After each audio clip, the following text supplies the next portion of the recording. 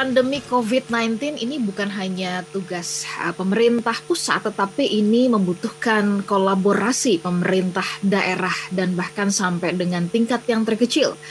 Namun di tengah tantangan kolaborasi terdapat berbagai persoalan, termasuk rendahnya serapan anggaran beserta insentif nakes yang ditenggarai masih belum cair.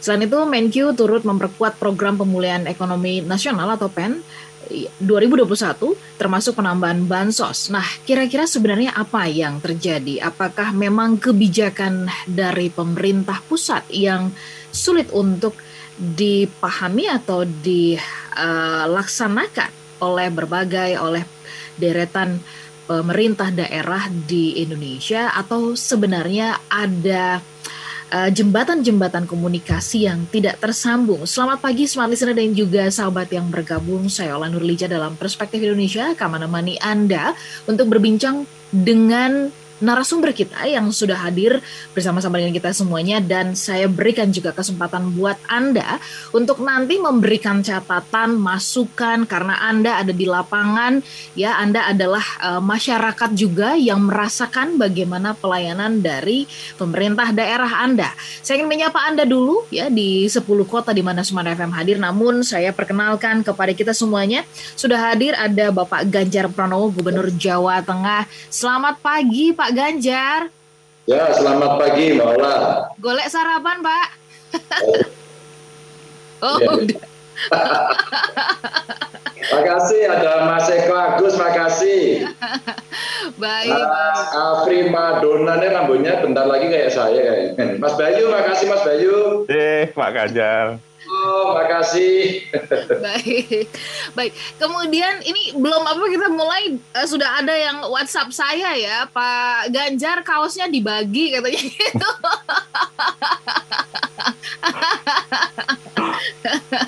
Jogo tonggo gerakan eling lan ngelingke. Oke, ini dibagi gambarnya dulu ya Pak Ganjar ya. Kita masih menantikan Pak Emil Dardak, Wakil Gubernur Jawa Timur, dan kemudian saya juga memperkenalkan kepada Anda Pak Bayu Dardias Kurniadi, PhD, dosen Departemen Politik Pemerintahan UGM. Selamat pagi Pak Bayu. Selamat pagi Mbak Ola, selamat pagi Pak Ganjar, Mas Afri. Oke, baik. Pak, kalau di Jogja sarapan pagi-pagi itu nyoto gitu ya Pak ya? Ya, ada berbagai jenis soto di Jogja. Ada berbagai jenis soto ya, seger ini Pak. Kalau nggak ada pandemi kita enak ini ke Jogja ya. SGPC kalau di sana Mas Bayu. Ya, SGPC sama sop daging Pak Ganjar. Kemudian ada Pak Afri Madonna, PhD, Direktur Eksekutif Populi Center. Selamat pagi Pak Afri. Selamat pagi Mbak Ola, selamat pagi ya, Pak Ganjar, ya. Selamat pagi Mas Bayu. Oke, ya, kemudian hadir juga Pak Hartanto Rosojati dari tim Populi Center. Selamat pagi. Selamat pagi Mbak Ola. Semangat ya. Oke, baik.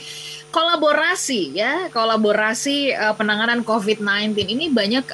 Saya mau awali dulu, mohon izin Pak Bayu dan juga Pak Afri ke Pak Ganjar sebentar ya. Saya khawatir nanti Pak Ganjar keburu dipanggil untuk inspeksi mendadak ini gitu kan ya.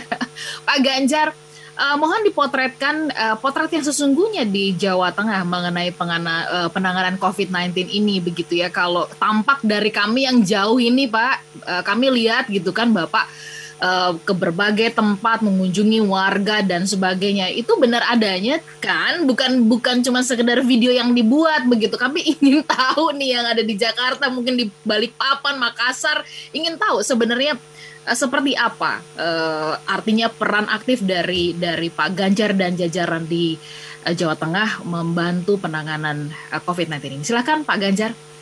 Iya, Mbak Ola saya belum mandi, sorry ya. Untung kita di Zoom. Kalau kita belum mandi kan nggak apa-apa. Nggak, untung baunya nggak kecium ke sini, Pak. Nggak bisa cium ya, awas loh. Hilang. Oh iya juga ya, hati-hati tuh kalau nggak bisa cium ya. Ya, saya baru selesai biasa aktivitas harian saya, hampir tiap hari sepedaan, keringetan, cari olahraga, terus tadi keliling, masuk-masuk ke kampung-kampung. Lumayan ya, mulai pada terbiasa menggunakan masker, meskipun sisi yang lain ya juga tidak ada. Maka kalau saya teriak, masker pakai, ayo masker, iya Pak Ganjar, oh ternyata itu suaranya Pak Ganjar. Jadi kalau ada orang naik sepeda teriak pakai masker, itu Pak Ganjar katanya gitu. Hingga pada saat saya nggak ikut sepeda, terus teman saya teriaknya sama juga dikatakan Pak Ganjar. Pak Ganjar ya. Itu Mbak yang ada. Jadi kalau kondisi hari ini belum baik-baik saja, kita masih belum bagus gitu ya, dan butuh partisipasi masyarakat. Dan kayaknya kalau kita pakai teori yang konvensional untuk sosialisasi, pakai SK ya kan, terus kemudian diumumkan, nggak bisa, itu nggak laku hari ini, nggak laku. Seolah-olah biasanya kalau kami rapat di internal kami, Pak Ganjar kita udah siapkan instruksi gubernur. Emang instruksi gubernur kertasnya tiap hari jalan-jalan, kertasnya bunyi sendiri di telinganya para warga masyarakat. Enggak, itu kalau nggak ditungguin nggak bisa. Dunianya berubah karena pandemi. Maka kalau cara-caranya juga masih pakai cara-cara lama nggak bisa. Maka itu yang terjadi. Lalu bagaimana kira-kira kita? Gini Mbak, saya mencoba kadang-kadang menjadi penjaga gawang, meskipun di beberapa kali menjadi striker gitu ya. Menjadi penjaga gawang itu gini, Pak Ganjar ini dilakukan PPKM darurat Pak, kami nggak bisa makan, kami nggak bisa ini, oke penjaga gawang. Nanti bansosnya datang, tapi ini belum datang Mbak. Terus kemudian gimana dong Pak gitu, terus pakai ngegas-ngegas lagi gitu ya. Udah gitu pakai bully-bully lagi gitu ya. Udah tenang aja, butuhnya apa? Butuhnya makan, saya kasih. Tapi kami nggak punya duit, Mbak. Kita belum anggarkan karena di 2021 kami nggak menganggarkan untuk bantuan sosial. Kenapa kami nggak menganggarkan? Kami tidak mengira akan terjadi outbreak sedemikian gedenya karena varian Delta masuk. Ya. Jadi kalau saya dikatakan, berarti ada perencanaannya buruk. Ya kalau itu dia jadikan buruk banget saya gitu. Buruk banget. Maka kemarin saya dibully di banyak berita bahwa penyerapan anggaran Jawa Tengah rendah sangat. Bully aja nggak apa-apa gitu. Faktanya iya, cuman kayaknya angkanya nggak bener deh. Gitu. Maka beberapa media mengangkat kemarin, termasuk Mendagri memperingatkan, loh kok Jawa Tengah nggak ikut diperingatkan? Maka briefing saya ke birokrasi saya, mestinya tidak 19 Pemda yang diperingatkan, mestinya 20 dan salah satunya Jawa Tengah dan harus nomor 1. Saya malu itu. Kawan-kawan, kalau Anda nggak bisa klarifikasi ke saya soal serapan anggaran itu, maka saya akan mendaftar kepada Pak Menteri Dalam Negeri agar dibuatkan peringatan. Dan kalau perlu langsung peringatan keras. Ini saya sampaikan agar kadang-kadang Mbak, kita itu kalau bicara hal-hal yang seperti ini seolah-olah tempat kita tuh baik-baik saja. Enggak. Kalau saya balik, kita tuh jelek-jelek saja gitu. Agar kemudian semua muncul awareness begitu.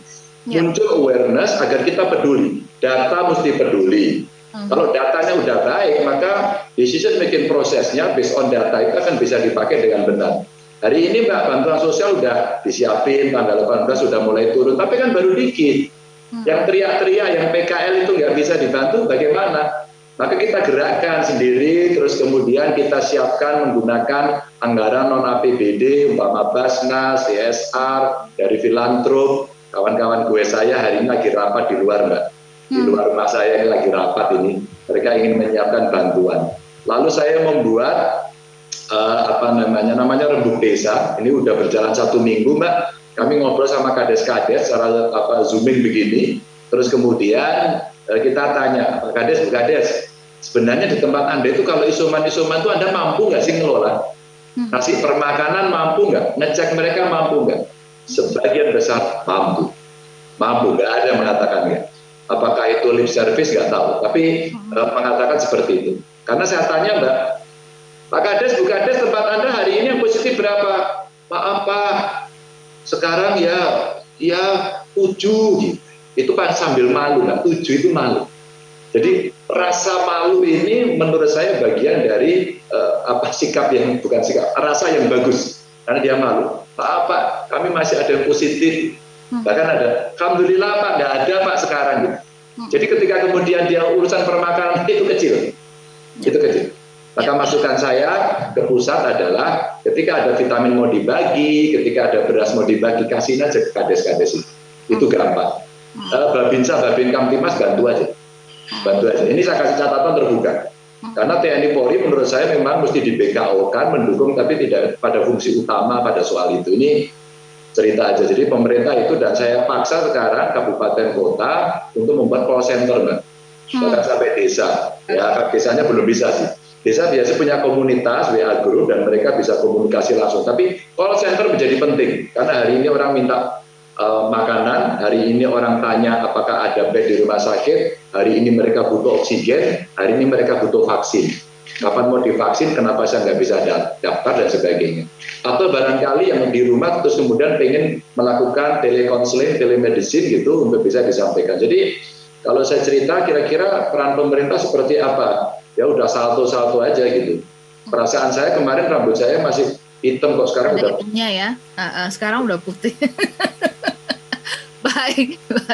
Pak Ganjar, saya punya catatan berkaitan dengan tadi mengenai data ya. Memang ini yang jadi PR saya, nanti ingin gali lebih dalam di Jawa Tengah.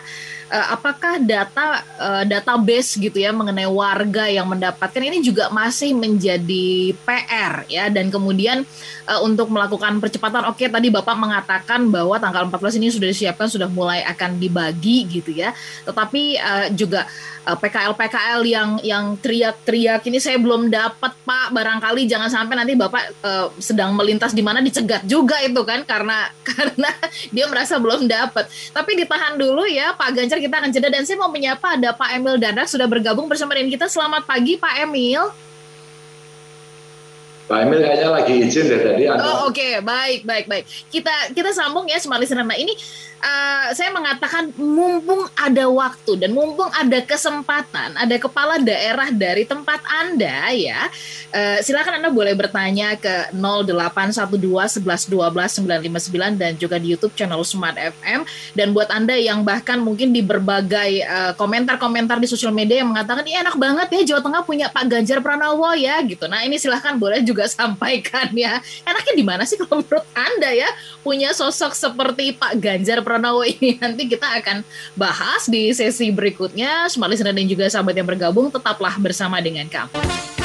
Kolaborasi penanganan COVID-19, kita masih bersama dengan Pak Ganjar Pranowo, Gubernur Jawa Tengah. Tadi sudah sempat bergabung bersama dengan kita Pak Emil Dardak, tapi nanti kami akan nantikan kembali untuk bergabung ya.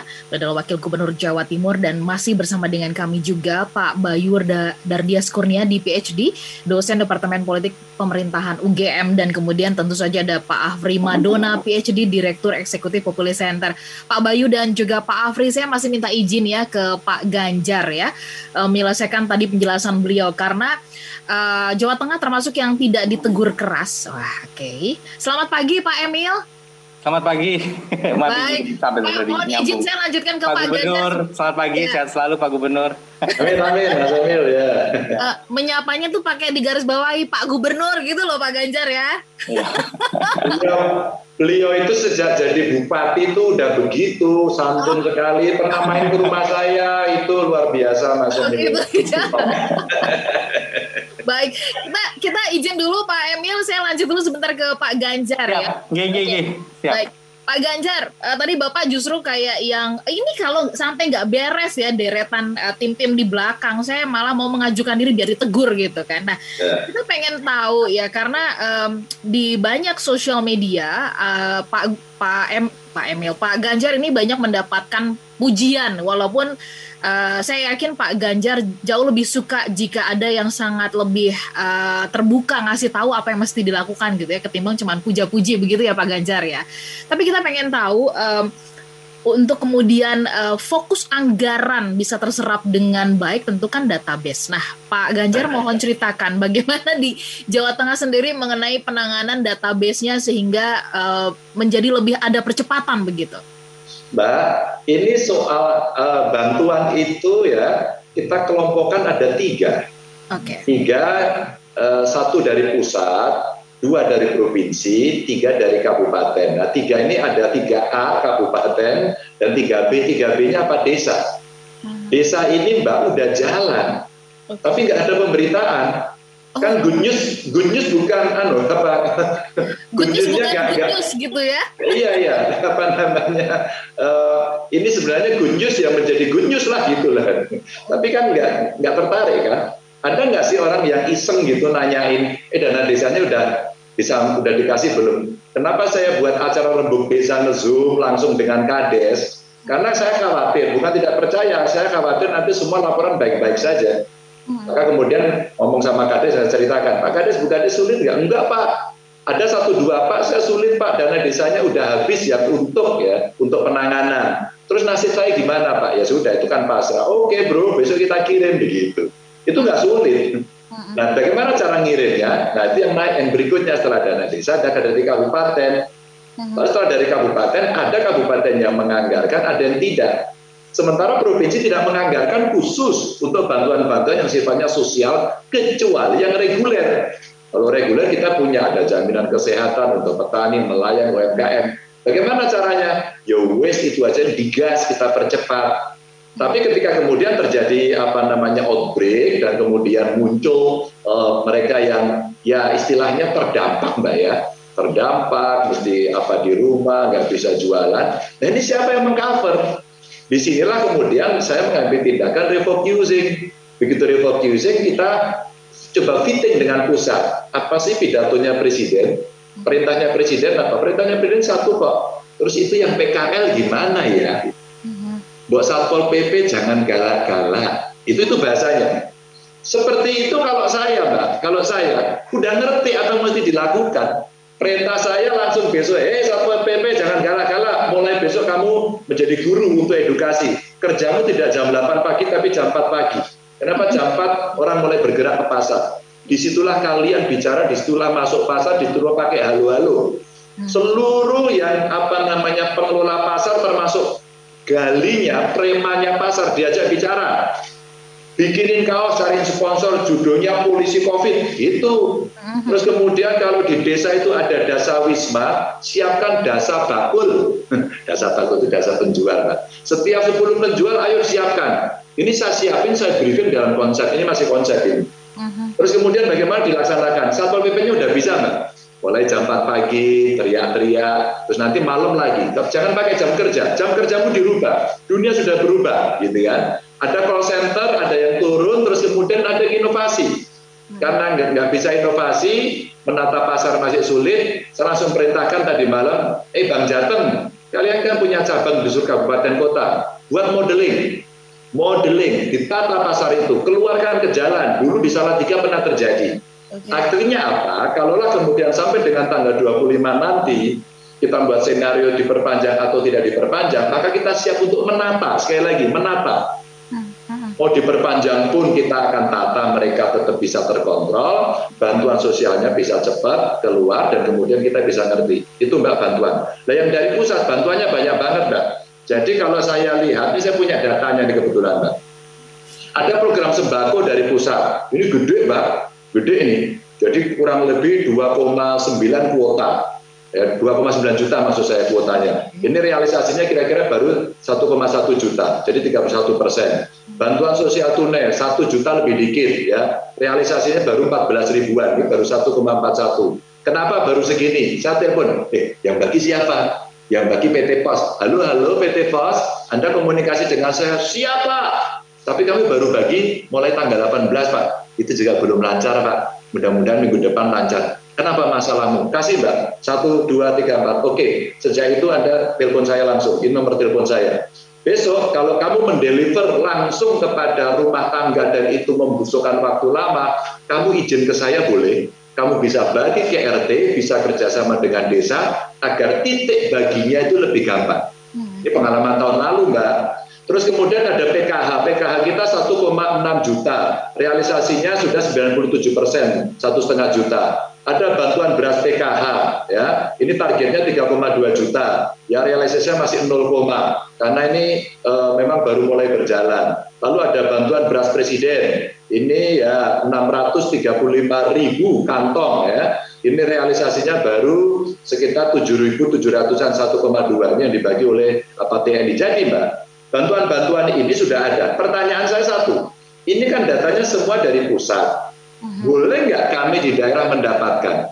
Boleh nggak kami mengawal? Itu proposal saya kepada pusat. Alhamdulillah Mbak, jawabannya boleh. Karena ini gubernurnya agak cerewet gitu.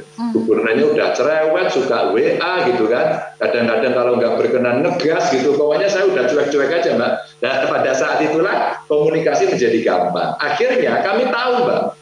Kami tahu dari sekian bantuan yang ada itu ada yang belum terbantu. Disitulah kemudian kami menyiapkan skenario dan kami siapkan Mbak bantuan dari kami ada yang kita bantu dari UMKM, ya, ada yang bantu petani, nelayan, terus kemudian mereka yang tidak tercover. Jadi cara kami bergerak kira-kira seperti itu. Baik. Oke, Pak Ganjar, terima kasih banyak. Ini ada banyak catatan yang nanti saya juga mau akan konfirmasi kepada Pak Bayu dan juga Pak Afri. Tapi izin sebentar, saya juga khawatir Pak Emil nanti keburu dipanggil lagi gitu ya. Jadi saya izin ke Pak Emil sebentar ya, Pak Ganjar, Pak Bayu dan juga Pak Afri ya. Pak Emil. Ya, siap.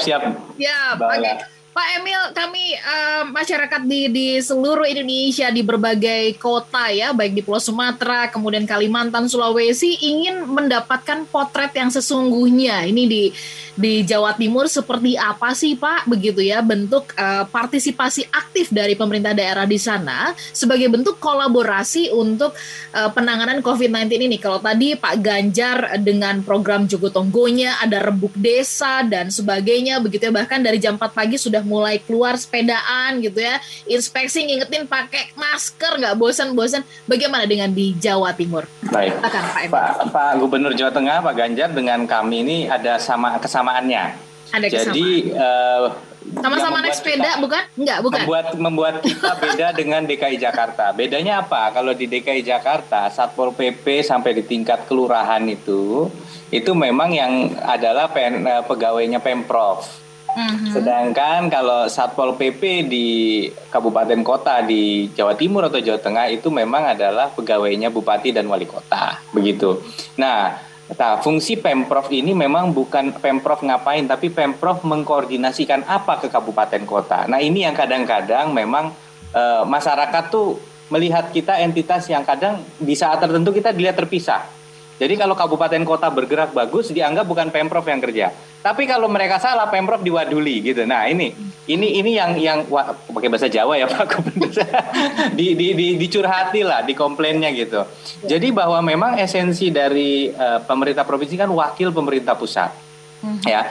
Jadi bagaimana kemudian pemerintah, maka ada berapa orang Satpol PP se-Jawa Timur di provinsi, mungkin waktu itu kita hitung 196 untuk ngurusi 40 juta orang gitu. Karena memang Satpol PP provinsi itu tempatnya di mana? Mereka ngawal fasilitas-fasilitas provinsi ya, artinya tempat-tempat provinsi gitu, mendukung kegiatan-kegiatan provinsi. Tetapi mereka membina Satpol PP di kabupaten kota. Gitu, membina Satpol PP di kabupaten kota. Nah, oleh karena itu tadi kami menyimak betul yang Pak Gubernur sampaikan, misalnya Pak Gubernur dengan malah dengan terbuka, saya ini tidak mencari komplimen gitu, justru silahkan aja dikritik supaya teman-teman makin giat untuk membenahi diri. Kami menurut saya kami sangat salut dengan pendekatan itu, memang penting sekali mendrive itu. Jadi hari ini kadang-kadang sebagai pemimpin tuh kita dituntut jangan nakut-nakuti warga, jangan bilang situasi itu nggak baik gitu ya. Tapi kita kan tidak bisa menyembunyikan fakta. Ya, contohnya satu, kita tahu bahwa testing dan tracing. Jalan nggak sih sebenarnya tracing? Standar WHO untuk penduduk Jawa Timur itu dengan penduduk 40 juta, harusnya 1 minggu tuh kita tracing 40.000 tes. Tahu kita testing sekarang berapa? 86.000. Jauh lebih tinggi. Tapi pada kenyataannya, kalau melihat jumlah kasus kemarin kami Jawa Timur 6.900 kasus konfirmasi harian. Kalau kita hitung dikali standar tracing itu 15, maka katakanlah 7.000 biar gampang saya ngalinya. Kita butuh 103.500 ya per hari.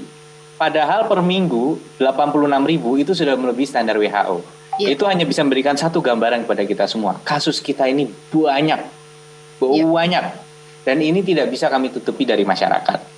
Nah, cuman kami agak khawatir ada hal-hal baru nih yang muncul.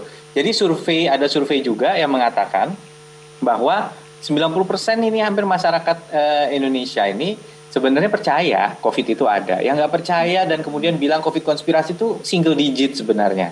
Tapi mereka militan sekali untuk komentar di ruang media-media digital gitu, sehingga nyaring bunyinya gitu, ya kan gitu. Nah, tetapi yang 90% ini ada berapa macam? Ada yang mereka tahu COVID ini bahaya gitu, sehingga kita harus hati-hati sekali. Tapi ada juga yang, ya memang bahaya tapi manageable kok, saya bisa kendalikan. Nah, inilah yang kemudian setelah dihitung jumlahnya lebih banyak yang merasa COVID-19 cukup menular, tapi tidak sangat menular. Yang bilang sangat menular hanya 40%-nya gitu. Nah, oleh karena itu kita tantangan kita sekarang di tahun 2020, kenapa kita memprogramkan bansos besar-besaran? Karena kita tidak bisa mengukur dampak COVID. Sehingga di bulan April, Mei, Juni, nggak usah disuruh diem pun orang takut keluar rumah waktu itu. Nggak usah disuruh diem, nggak usah takut. Walaupun akhirnya pakai PSBB, tapi sebenarnya mayoritas takut. Setelah itu di trimester ketiga 2020, ekonomi ini membaik. Ya, jadi pertumbuhan antar kuartalnya bisa sampai 7,5%. Ya? Betul. Nah, kita melakukan studi dengan Universitas Negeri Malang waktu itu. Ya. Pemprov masuk 3 bulan ngasih bantuan. Dan itu keluarnya hampir 1 T itu. Ya, di Jawa Tengah juga dilakukan, di Jawa Barat juga dilakukan. Nah, kemudian dari situ 3 bulan itu ternyata memang masa yang paling krusial. Ya. Karena ekonomi itu benar-benar sulit. Nah, setelah itu kita beradaptasi. Dulu masker langka, sanitizer langka, APD langka, alat pelindung diri langka. Nah, setelah itu kemudian bisa diproduksi di scale up. Hari ini yang sayangnya masih langka masih terbatas adalah oksigen. Karena oksigennya di mana, tapi yang butuh di mana. Ada oksigen di Konawe, tapi yang butuh di Jawa misalnya kan, itu kan yang susah gitu. Nah, tetapi kemudian kita melihat bahwa kita bisa nih menghidupi 3 bulan. Karena ini masa krusial, setelah itu tidak mau. Jadi nggak ada pilihan. Mau tidak mau, memang kita harus mulai adaptasi kebiasaan baru. Ekonomi dipulihkan perlahan-lahan. Ya. Nah, kita mencapai pertumbuhan 7,5% antar kuartal, kemudian minusnya tinggal sekian persen, sehingga total dari sempat minus 5,9, agregat 1 tahun minus 2, ya. Nah, kemudian di kuartal ke-1 malah sudah minus 0,4, jadi sudah mendekati 0, sudah mendekati tidak lagi kontraksi. Tetapi yang membuat kali ini berbeda, ini varian Delta. Nah, varian Delta ini benar-benar bukan hanya jauh lebih menular, tetapi hampir mayoritas yang kena tuh merasakan gejala. Kalau dulu banyak sekali yang OTG gitu ya, di saat sebelum ada varian Delta, sekarang setelah ada varian Delta nih, gejalanya sangat terasa. Nah, ini yang membuat kita harus kemudian melihat lagi situasinya. Makanya tadi Pak Gubernur Jawa Tengah menyampaikan harus mulai gimana cara kita menata pedagang-pedagang dan sebagainya. Jadi waktu dana desa misalnya, dana desa ini kan 7,6 triliun ke seluruh Jawa Timur. Tahun lalu kepala desa menyiapkan secara agregat 840 ribuan penerima. Nah, begitu lihat situasi ekonomi membaik dan sebagainya, desa juga harus memulihkan ekonomi dan melanjutkan pembangunan, turun jadi 570 ribu. Ya, oke. Ya. Nah, cuman apakah kemudian kita bisa mengasumsikan ekonomi bisa berjalan minimal sama seperti pasca trimester 3 kemarin? Nah, inilah yang semua pun masih berhitung. Negara seperti Amerika dalam 2 minggu kasusnya naik 3 kali lipat dari angka terakhir. Dan mereka menyalahkan varian Delta, gitu ya. Jadi inilah situasinya Mbak Ola, situasinya berbeda. Nah, apa peran-peran Pemprov jangka pendek sebagaimana diamankan Pak Presiden? Ada total anggaran kami ini untuk COVID itu 790-an miliar. Sampai di situ dulu Pak Emil, bagaimana dengan penyerapannya, dan kemudian ada berbagai catatan dari masyarakat yang mengatakan bahwa realisasi penyerapan anggaran yang terlihat lambat ini seringkali tamengnya adalah tameng yang dipakai oleh banyak pemerintah daerah itu adalah ini kan varian Delta sangat cepat sekali penularannya. Nanti kita pengen tahu kalau di Jawa Timur seperti apa ya Pak penyerapan anggarannya ya. Tadi Bapak sudah sempat berikan catatan sedikit, tapi kita kasih waktu sebentar Pak kepada listener untuk meresapi apa yang tadi Pak Ganjar dan juga Pak Emil jelaskan, dan kami mengundang Anda smart listener bisa Anda bertanya langsung. Ini mumpung ada Pak Ganjar ya, ada Pak Emil juga, ada Pak Bayu dari UGM dan Pak Afri Maduna dari Populi Center. Anda bisa ajukan pertanyaan seputar bagaimana penanganan COVID di tempat Anda atau pengalaman Anda ya. Boleh dikirim ke 0812 11 12 959 atau juga live chat di YouTube channel Smart FM karena kami sedang live di sana. Kami jadi sesaat. Smart listener, terima kasih untuk Anda yang telah mengirimkan pesan WhatsApp ya melalui jaringan kami yang tadi kami sudah sampaikan melalui WhatsApp kah, atau melalui YouTube. Terima kasih juga untuk Anda yang sudah menyaksikan. Saya ingin menyapa Anda yang ada di Manado, Makassar, Banjarmasin, Balikpapan, kemudian Anda yang ada di Pekanbaru, Palembang, Medan. Selamat pagi buat Anda yang ada di Surabaya, kemudian Yogyakarta, kemudian Anda yang ada di Semarang, Jakarta, Depok, Tangerang, Bekasi, dan kota-kota di sekitarnya. Selamat pagi. Kami mengajak Anda untuk pagi ini berpartisipasi dalam perbincangan kami, kolaborasi penanganan COVID-19. Masih bersama dengan kami semuanya, Pak Ganjar Pranowo, Gubernur Jawa Tengah, Pak Emil Dardak, Wakil Gubernur Jawa Timur, dan Pak Bayu Dardias Kurniadi, PhD, dosen Departemen Politik Kementerian UGM, yang masih kita simpan dulu sebentar suaranya, dan kemudian juga Pak Afri Madona, PhD, Direktur Eksekutif Populi Center. Saya izin sedikit saja sebelum ke Pak Bayu dan ke Pak Afri, ke Pak Emil kembali ya. Pak Emil tadi mohon dilanjutkan mengenai realisasi penyerapan anggaran kalau di Jawa Timur, bagaimana melakukan atau apa tindakan yang dilakukan strateginya untuk terjadi percepatan. Kalau tadi Pak Ganjar dengan modelnya seperti itu di Jawa Tengah, bagaimana dengan di Jawa Timur? Baik, jadi pertama harus diingat bahwa pada saat kita merancang anggaran 2021 ini, itu memang kita adalah skenario optimis semua. Saya rasa semua daerah melakukan itu. Kita fokus pemulihan ekonomi. Tetapi kemudian ada instruksi untuk refocusing 8% dari dana alokasi umum. Dan 8% ini nggak kecil ya kalau ditranslate gitu ya. Maka ada kegiatan-kegiatan yang harus direfocusing. Ada perubahan aturan juga dana-dana transfer dari pusat seperti dana bagi hasil ya dan sebagainya yang kemudian harus mengharuskan kemudian kita mereview kegiatan mana yang akan di-cut ya. Ini dialihkan untuk penggunaan apa yang disebut sebagai penggunaan vaksinasi, mensupport nakes dan sebagainya gitu. Nah, dari total itu kita mengidentifikasi 796 miliar yang sudah kita. Nah, dari 796 sebenarnya sudah hampir 46% yang sudah dibelanjakan. Nah, khusus item mengenai bansos dari 123 miliar sudah 37,71%. Dan dalam waktu kita ada tambahan lagi, kita programkan bantuan keuangan kita kirim ke kabupaten kota. Nah, ada yang akan dapat di atas 1M, ada yang kalau kotanya penduduknya sedikit mungkin 200 juta, ada yang 500, bervariasi. Harapannya ini mengungkit kabupaten-kabupaten juga ikut menganggarkan dari APBD-nya masing-masing.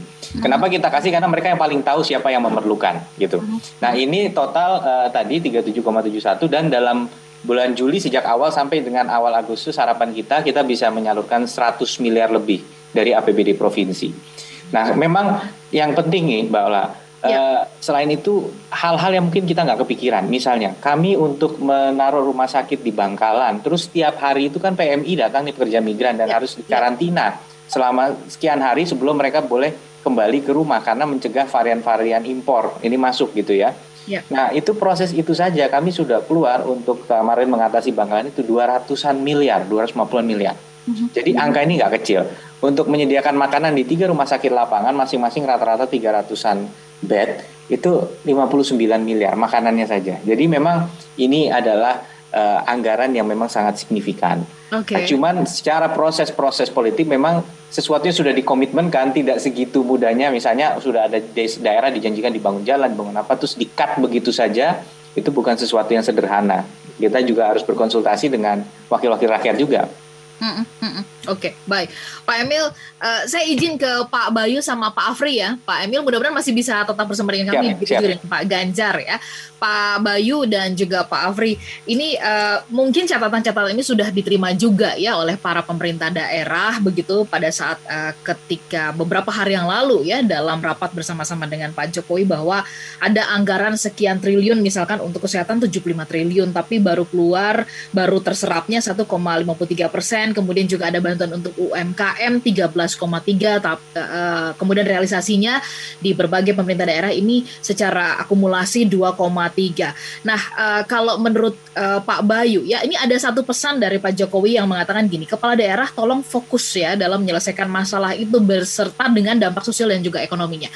Nah, kalau menurut catatan dari Pak Bayu ya, apa yang membuat kalau kita lihat dari kondisi bahwa pemerintah daerah ini kan punya otonomi masing-masing, apakah ini yang kemudian menurut Pak Bayu menjadi lag gitu loh ya, lag dalam pemerintah daerah mengeksekusi itu semuanya, atau gimana? Kalau Pak Ganjar cerewet ya katanya ya nanya terus, nah, kita nggak tahu kan pemerintah daerah yang lain tuh gimana. Menurut Bapak gimana tuh? Silakan Pak Bayu. Oke, terima kasih Mbak Ula. Sebelum saya menjawab, saya ingin menempatkan tadi apa yang disampaikan oleh Pak Gubernur Ganjar dan Pak Wakil Gubernur Emil dalam perspektif ya. Kalau kita bicara kebijakan itu selalu, terutama untuk kesehatan itu ada 3 level, yaitu kuratif, pencegahan, dan kemudian preventif, pencegahan, kuratif, penanganan, dan rehabilitatif. Nah, kalau kita bicara anggaran, kita harus tempatkan pada 3 titik itu. Di semua negara saya kira untuk level preventif itu ada 2, 1 vaksin, 2 pembatasan mobilitas. Dan kemudian kita nanti baru bicara konsekuensi dari itu. Ketika ada pembatasan, butuh bantuan. Nah, ini anggaran. Ketika kita bicara kuratif, tadi disampaikan Pak Wakil Gubernur, kita bicara penanganan rumah sakit lapangan, kita bicara makanan, dan lain sebagainya. Dan kemudian di rehabilitatif itu untuk yang sembuh dan juga untuk yang meninggal misalnya terkait dengan pemakaman. Kita tempatkan kebijakan itu dalam setiap perspektif dulu. Jadi mudah dipahami begitu. Nah, pertama, persoalannya adalah ketiga level penanganan itu harus berhadapan pada situasi birokrasi yang sangat rumit. Kalau dalam kita bicara Undang-Undang Otonomi Daerah, kesehatan itu sebenarnya masuk dalam pekerjaan utama dari pemerintah di kabupaten kota. Kecuali DKI ya, karena Undang-Undang DKI itu semua dia tidak ada pemilihan di kabupaten kota, jadi hanya pemilihan gubernur yang itu juga wali kota dan bupatinya dipilih oleh gubernur. Jadi memang ada semacam kesulitan bagi gubernur saya kira untuk bisa begitu saja memerintahkan kepada bupati dan wali kota, karena memang dalam konsep otonomi kita itu tidak mengenal situasi darurat seperti sekarang ini. Nah, hanya saja memang ada beberapa yang saya kira bisa di-boosting ya, dilakukan untuk penanganan pandemi. Misalnya saya mau ambil contoh ini, misalnya terkait dengan tadi, misalnya preventif kita bicara vaksinasi. Hari ini vaksinasi kita itu ada di angka 70 juta suntikan. Nah, kalau kita bicara saat DKI ya misalnya, DKI itu 76% sudah mendapatkan suntikan pertama, 23% mendapatkan suntikan kedua. Artinya ada jeda 50% penduduk DKI itu divaksin. Kalau kita bicara jeda antara vaksin yang pertama dan kedua itu dalam 1 bulan, itu ternyata kita bisa boosting. Nah, kalau kita lihat potensi dari jeda ini sebenarnya pemerintah daerah terutama Pak Gubernur dan Pak Wagub ya bisa saya kira mencoba untuk fokus di vaksinasi dan itu bisa banyak sekali. Saya mau ambil contoh, kemarin saya ngantar anak saya vaksin di Rumah Sakit Akademik UGM itu pakai tenda BNPB gitu. Nah, kenapa misalnya vaksinasi yang di RSA itu kan punya UGM juga tidak dilakukan misalnya di balerung rektorat atau di hall-hall kan nggak usah di tenda gitu loh. Jadi kolaborasi itu sangat penting. Jadi memang sekali lagi Mbak Ola, kalau kita bicara singkatnya, memang ada tidak ada regulasi yang secara ketat bisa memastikan bahwa pemerintah provinsi yang merupakan perwakilan dari pemerintah pusat untuk bisa menggedor ya. Caranya ya Pak Ganjar itu, mungkin Pak Emil juga ya datang teriak-teriak gitu. Jadi kalau di Jawa itu ada istilah SM Bupati, Semu Mantri, Dupak Kuli gitu. Nah ini kalau ini sekarang sudah Dupak Gubernur ini. Jadi Dupak Wakil Gubernur ini sudah nggak SM, sudah nggak Semu lagi nih. Jadi sudah Dupak betul. Karena memang zamannya sudah berubah, ini situasi darurat memang harus dibegitukan. Dan saya mendukung ya, cuma memang kalau kita lihat capaian anggaran ini data yang dimuat di Kompas ya 2 hari yang lalu itu memang cukup memprihatinkan ya. Misalnya untuk Jawa Tengah itu kedua terbawah setelah di paling bawah Sulawesi Tengah baru 0,15% serapan anggaran terkait dengan penanganan COVID yang bisa direalisasikan. Jawa Timur itu lumayan nomor 3 nasional di angka 61,28%. Jadi memang butuh Dupak Gubernur, Dupak Wakil Gubernur untuk bisa memastikan anggaran itu bisa tetap jalan. Baik. Saya kira itu Mbak Ola. Baik, saya mau bacakan sebentar nih Pak Afri ya, tanggapan dari pendengar yang nanti ini mungkin menjadi awal untuk Bapak memberikan tanggapan begitu terhadap perbincangan kita. Ada dari Pak Samuel yang bergabung bersama dengan kita dari Medan.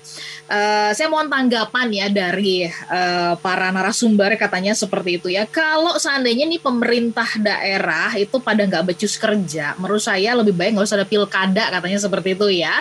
Jadi gubernurnya langsung aja ditunjuk sama pemerintah pusat supaya dipastikan yang pada bisa kerja. Nah, Pak Afri berangkat dari sini, singkat sebelum kita jeda begitu.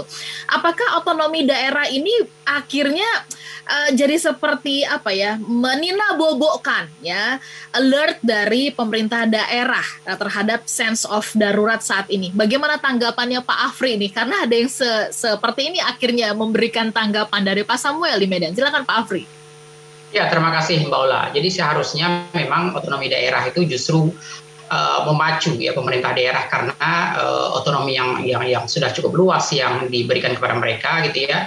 Seharusnya mereka punya policy flexibility untuk menjalankan apapun ya sesuai dengan kondisi mereka gitu. Jadi idealnya mereka compete satu dengan yang lain ya untuk menunjukkan prestasi dan kemampuan mereka dalam mengelola masalah dan mengelola krisis gitu. Itu yang seharusnya gitu ya.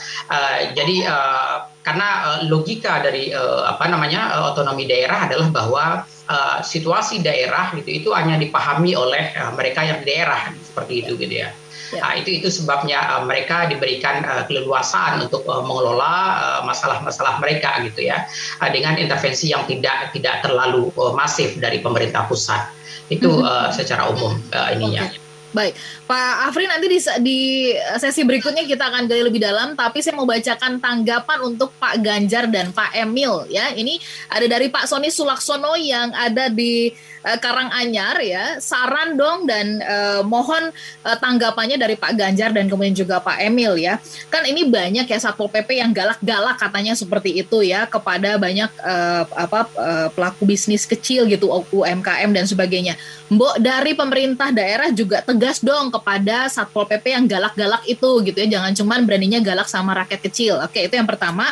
Terus kemudian izin Pak Ganjar dan juga Pak Emil, ini dari Pak Kuncoro ya yang bergabung bersama dengan kita dari Semarang, nanya ya kepada Pak Ganjar dan juga Pak Emil sendiri. Pak, bagaimana caranya Bapak memastikan bahwa laporan dari bawahan-bawahan Bapak ini benar semua? Kan seringkali yang di bawah ini supaya cepat, merasa cepat, semua mengatakan yang bagus-bagus aja. Nah, bagaimana cara Pak Emil dan juga Pak Ganjar memastikan yang katanya baik-baik itu? Oke, Pak Ganjar dan Pak Emil, kita kasih kesempatan untuk seruput kopi sambil bikin contekan sedikit gitu ya untuk nanti menjawab apa yang tadi ditanyakan oleh listener. Begitu juga dengan Pak Afri. Kita sambung nanti ya Pak Bayu, kita juga sambung setelah beberapa berita yang akan dibawakan oleh tim dari Smart FM Network. Kami jeda sesaat. Listener dan juga sahabat yang bergabung, Anda yang sedang menyaksikan kami di YouTube channel Smart FM, kita sambung kembali di paruh yang kedua perbincangan kita dalam Perspektif Indonesia kerjasama Populi Center dan kemudian juga Smart FM Network. Kami menghadirkan topik kolaborasi penanganan COVID-19. Terdengarnya mudah kolaborasi itu begitu ya, namun ternyata dalam pelaksanaannya tidak seperti yang kita bayangkan. Masih bersama dengan kami Pak Ganjar Pranowo, Gubernur Jawa Tengah, dan kemudian Pak Emil Dardak, Wakil Gubernur Jawa Timur, Pak Bayu Dardias Kurniadi PhD, dosen Departemen Politik Pemerintahan UGM, Pak Afri Madona, PhD, Direktur Eksekutif Populi Center. Nah, saya juga mengundang rekan-rekan media di ruang Zoom. Anda bisa sampaikan pertanyaan, nanti kita ambil waktu untuk bisa menyampaikan pertanyaan Anda kepada narasumber kami. Namun ini ada pernyataan tanggapan dari pendengar ya melalui WhatsApp, Pak Ganjar dan juga Pak Emil. Mohon tanggapannya. Ini nggak bisa katanya itu Satpol PP yang galak-galak itu sentil dong gitu ya, karena mereka juga galak tuh kepada pelaku-pelaku UKM. Nah, apa yang dilakukan untuk membuat mereka menjadi lebih human touch? Pak Ganjar dan juga Pak Emil, ada catatan untuk hal ini? Silakan. Oke, boleh Pak Ganjar. Oke, Pak Emil dulu. Izin Pak Gubernur. kita harus nunggu apa-apa makanya baru. Baik, mohon izin Pak Gub. Saya rasa Satpol PP ini memang kita sangat tidak setuju pendekatan yang tidak humanis. Bahkan sempat ada kabar misalnya tukang bubur di denda 5 juta. Kita nggak pengen gitu. Makanya kadang-kadang kalau saya misalnya melaporkan progres nih, ada berapa sanksi, ada berapa denda, pas bagian baca berapa denda tuh nggak enak hati gitu. Di satu sisi ya sudah hampir 1 miliar, tapi di sisi lain itu bukan uang yang kita enjoy menerima, enggak gitu sebenarnya, karena itu uang rakyat gitu. Cuma ini sudah melalui proses. Awal-awal dulu itu kalau misalnya pelanggar prokes, suruh nyanyi Indonesia Raya, suruh nyebut Pancasila, nggak mempan dia, malah lama-lama dia nggak merasa apa-apa melanggar aja gitu. Ini sudah permintaan dari bawah gitu, bahwa ini harus ada ketegasan. Maka juga ada impresnya waktu itu kita bikin perda ketertiban dan ketentraman. Tapi kalaupun ada sanksi, tegas tidak berarti kasar gitu. Nah, mohon maaf Bapak tetap nggak bisa gitu, ya kan? Kalau misalnya dia nggak terima kan pasti yang ngamuk yang ditegakin kan, wah ada yang teriak-teriak. Tapi jangan kita yang ngamuk, jangan. Nah makanya kemarin istri saya Mbak Rumi juga minta tolong, Pak sekali-sekali Bapak nih, kebetulan ada daging-daging kurban sama beras, Bapak bagiin tuh sama PKL gitu. Supaya apa? Maksudnya berubah loh. Bu, kita nggak disuruh nerbitipin, nggak, kamu bagiin gitu. Karena kita bahwa memang itulah wajah Satpol PP itu humanis, ya humanis tapi tegas. Kalau misalnya kita humanis tapi tidak tegas, humanis itu artinya bukan monggo lanjut, nggak gitu. Tapi bahwa humanis artinya maaf nggak bisa, senyum sambil bilang nggak bisa tapi senyum gitu ya. Nah ini mau kamu kalau sudah ngamuk ya sudah ceklen kan gitu, karena sudah artinya sudah anarkis kan gitu. Nah bahwa karena kalau misalnya kita tidak tegas, kita nggak adil sama yang patuh. Di rumah banyak orang yang berkorban, tidak berkegiatan, dan bukan hanya mengorbankan hal yang sifatnya tersier, bahkan mungkin ada yang berkorban nafkah juga, berharap dalam periode waktu ini dilakukan kasus bisa turun.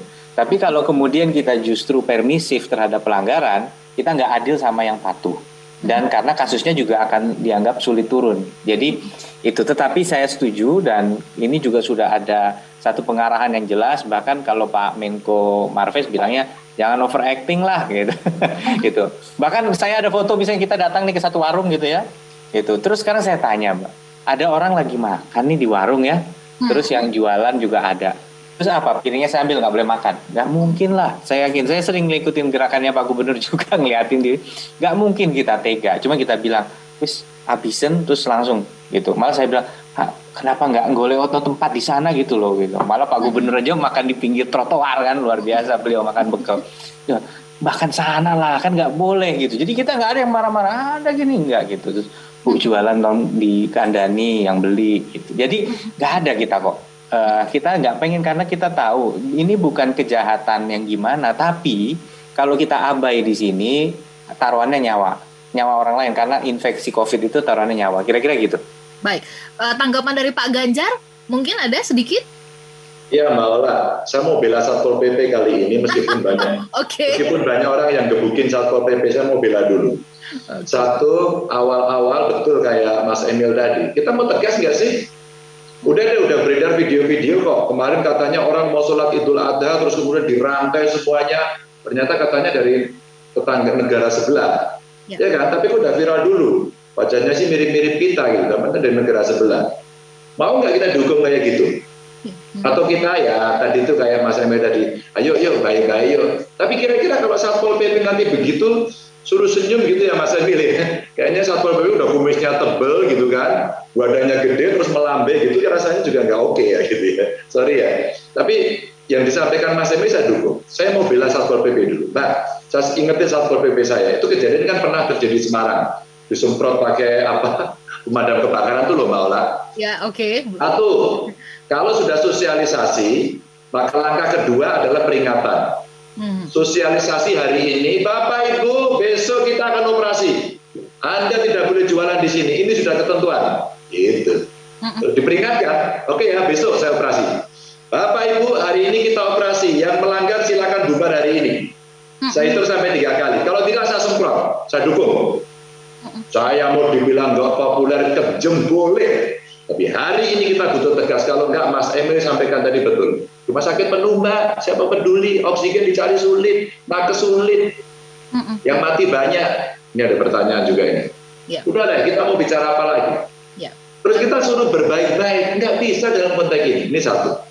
Cuma kalau Satpol PP-nya nempeleng, ya, terus kemudian membuat sakit dan sebagainya, oke deh kita revisi. Maka hari ini kita revisi. Oke, Satpol PP, maka saya katakan Anda kerja jam 4 pagi.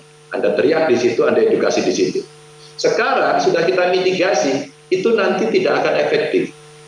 Saya sampaikan, Bapak Ibu, saya turun langsung benar tadi Mas Emil. Bapak Ibu tolong ya jangan makan di sini. Kalau saya Mas Emil saya kejam. Sekarang pergi. Nah, bahasa saya kalimatnya segini. Sekarang pergi. Pas saya habiskan dulu tidak. Kalau Anda nggak mau bayar saya bayar. Tapi pergi sekarang. Itu. Itu Mbak jawabannya beli nggak? Ini yang ngomong gubernur ini gitu. Pak jangan galak-galak dong Pak gitu. Pak jangan galak-galak dong Pak gitu. Saya bilang ini apa-apaan sampean? Nada saya tinggi Mbak. Nada saya tinggi. Jadi ketika kita seperti ini dan kita udah tahu aturan seperti itu nggak boleh. Nah, akhirnya ketika kita mau kendor seperti ini, aku yakin besok tanggal 25 kita selesai. Mau diperpanjang apa enggak? Kalau hari ini tidak diperpanjang, Mbak, rumah sakit besok penuh. Ini saya omongan ya. Kalau hari ini nanti kondisi seperti ini tidak diperpanjang lagi, rumah sakit penuh. Nah, sekarang pertanyaannya bagaimana cara kita memperpanjang dengan belajar dari kemarin dan hari ini sudah diperpanjang. Apakah besok tendangan penalti kan gitu katanya. Ya enggak? Nah sekarang kita tinggal bicara seperti kan Mas Emil tadi, saya sampaikan juga, oke deh, sekarang jualan boleh, makan di situ boleh. Tapi itu tadi jaraknya 2 meter, trotoarnya dibuka, semua diberikan, begitu. Kalau semuanya kita bicara sok-sokan hari ini enggak, sampai saya bilang, apa perlu saya pinjam inspektor Vijay, ya enggak? Kalau inspektor Vijay digebuk, atas nama hak asasi, atas nama ini. Sekarang kita meledak kok. Nah ini saya sampaikan, tapi untuk koreksi kita setuju. Oke ya, berarti kita tidak usah pakai pendekatan itu seperti Mas Emil tadi. Udah dihukum aja deh. Bapak Ibu Anda sudah melanggar ya, hari ini hukum, denda. Hari ini. Ada nggak nanti secara sosiologis kita cek apakah kemudian deterrent efeknya terjadi.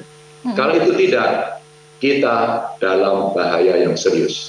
Baik, Pak Afri dan juga Pak Bayu ya, saya mohon tanggapan dari Anda berdua ini terkait kalau ada masyarakat yang mengatakan bahwa kalau seandainya Pemda ini nggak becus kerja gitu ya, bisa nggak sih pemerintah pusat memberikan tindakan tegas?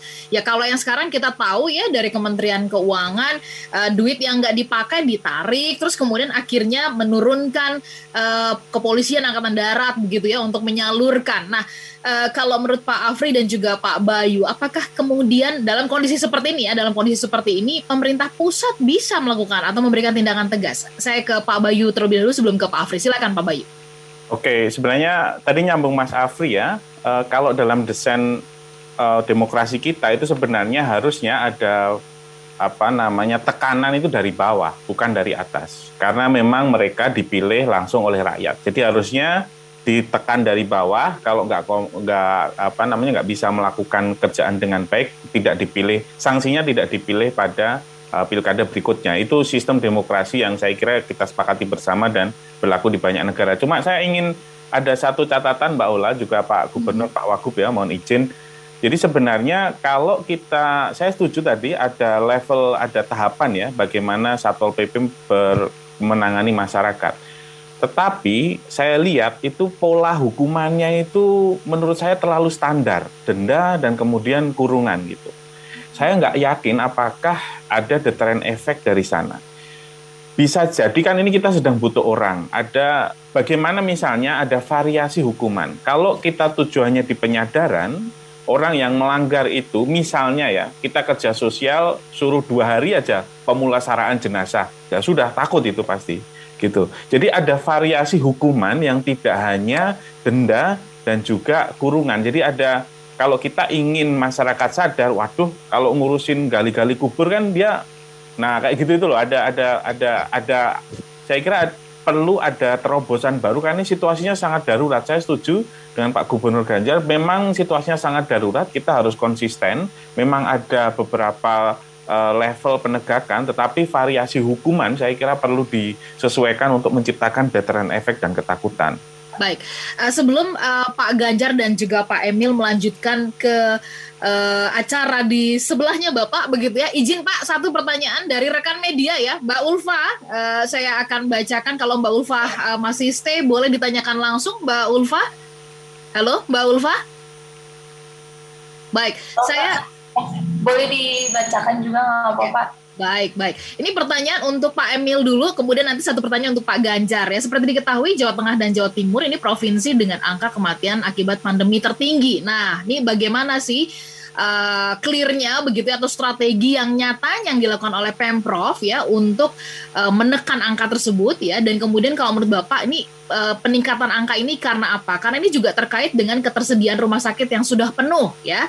Dan kemudian untuk Pak Ganjar, tadi Bapak menyatakan bahwa di tahun 2000 menyebutkan belum anggarkan bansos di 2021. Lalu bagaimana menghimpun pendanaan untuk menopang masyarakat terdampak, khususnya kurang mampu, sementara PPKM darurat sudah berlaku, bahkan ya mudah-mudahan sih enggak diperpanjang lagi begitu. Nah, bagaimana tanggapan Pak Ganjar dan juga Pak Afrik? Silakan. Siapa dulu Mbak Ola? Ke Pak Emil dulu, terus nanti baru Pak Ganjar. Monggo. Mohon izin sekali lagi kami mendahului Pak Gubernur. Jadi berkaitan dengan angka kematian, waktu tahun lalu tuh kita sempat ngecek gitu. Kami diskusi dengan Ketua ID ya. Di Jawa Timur ini kan ada Universitas Erlangga, FK UNER ya. Salah satu fakultas kedokteran yang diakui one of the best juga. Rumah Sakit Sutomo pun one of the best hospital rujukan semua wilayah timur Indonesia. Saya tanya, ada apa ini? Kenapa kok kematian? Tapi pada saat kita cermati, memang kalau di ICU, ini kabar yang juga memang cukup mencengangkan, bahwa kalau sudah pakai ventilator, itu survival rate-nya 30-an% kalau udah ICU. Itu realita waktu itu ya, data. Dan kami bicara dengan Dirjen Yankes saat itu, pada saat menterinya masih Pak Terawan. Nah, tetapi kita ngecek, artinya waktu itu ada Prof. Akmal Taher yang sedang mendorong adanya ventilator emergency, karena terapi oksigen itu bisa meminimalisir kemungkinan hypoksia tadi katanya. Maka kita datangkan high flow nasal kanul ya, kita tingkatkan. Tetapi baru-baru ini kami mencermati juga banyak kasus death on arrival di IGD. Jadi sebenarnya artinya terlambat datang ke rumah sakit. Nah, ini agak ironis, padahal rumah-rumah isolasi terpadu itu kemarin kami punya data 3903 bed. Tapi ternyata ada lagi data dari TNI bisa sampai 8.000 kalau dimaksimalkan. Tingkat keterisiannya rendah. Jadi masyarakat punya tendensi untuk stay at home ya. Dan kemudian kalau sudah nggak tertahankan baru ke rumah sakit.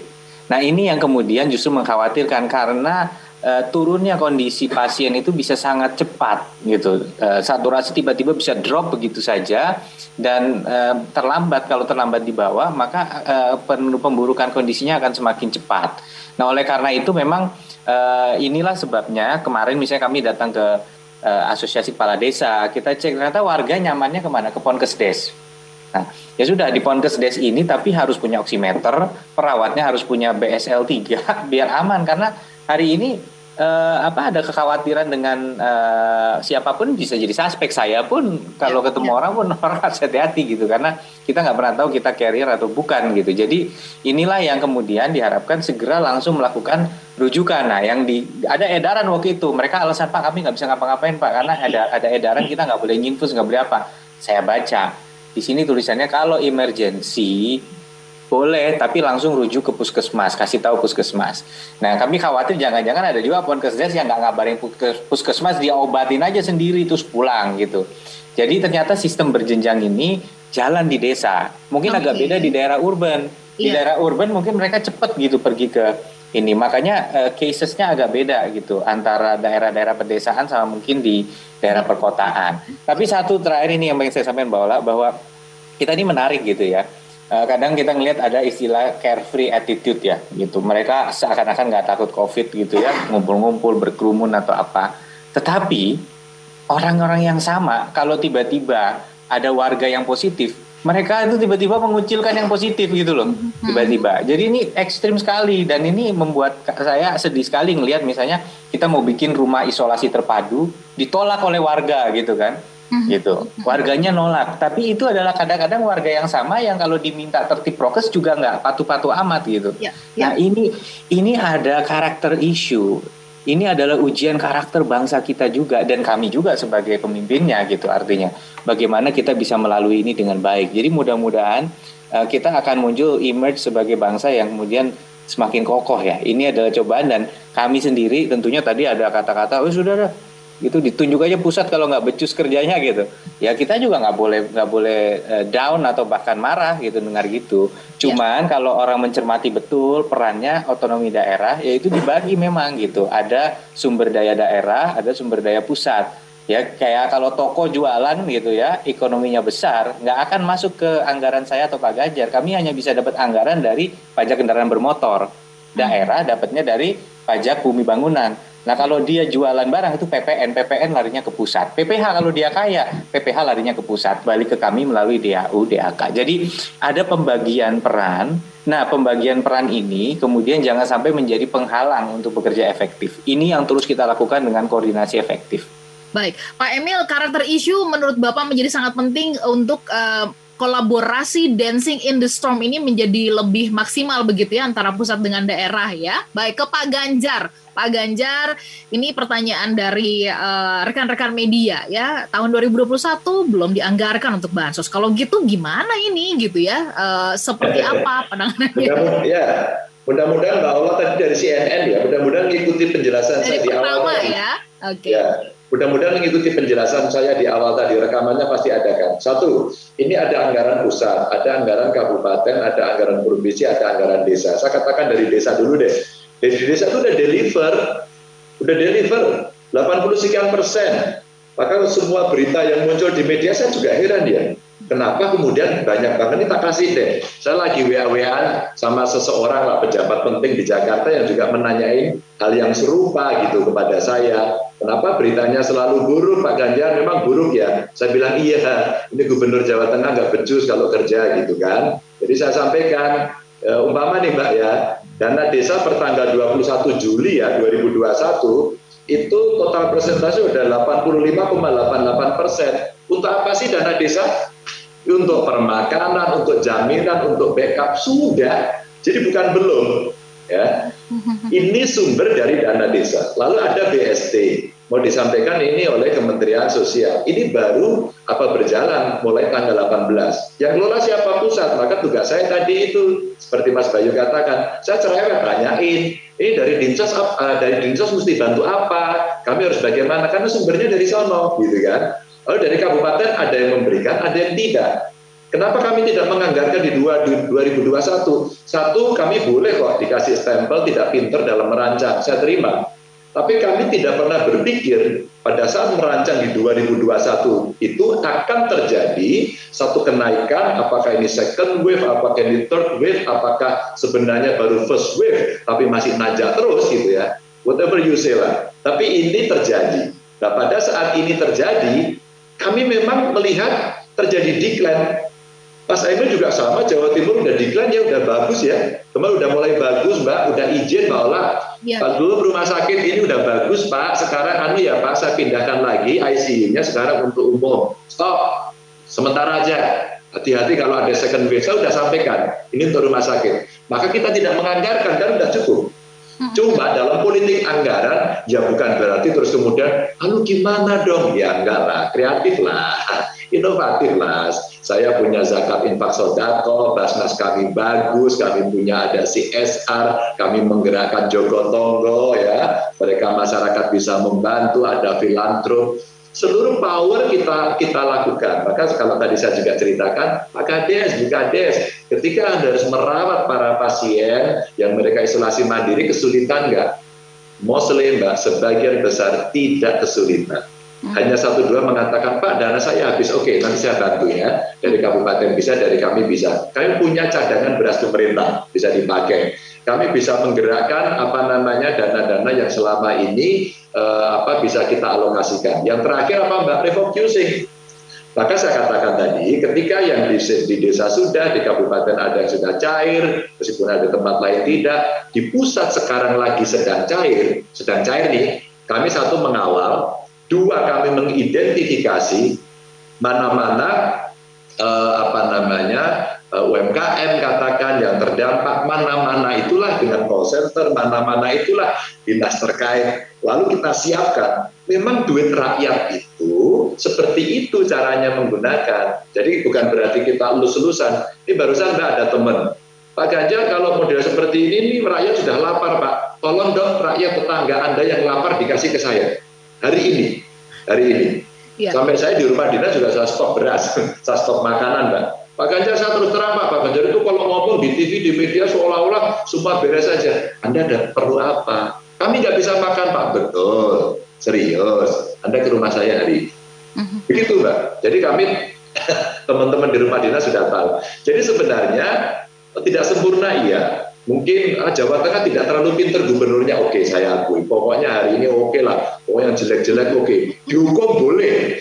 Gimana kalau Mas Bayu tadi hukumnya pemilu, nunggu pemilu lagi, kelamaan Mas Bayu. Hari ini kalau perlu dibuat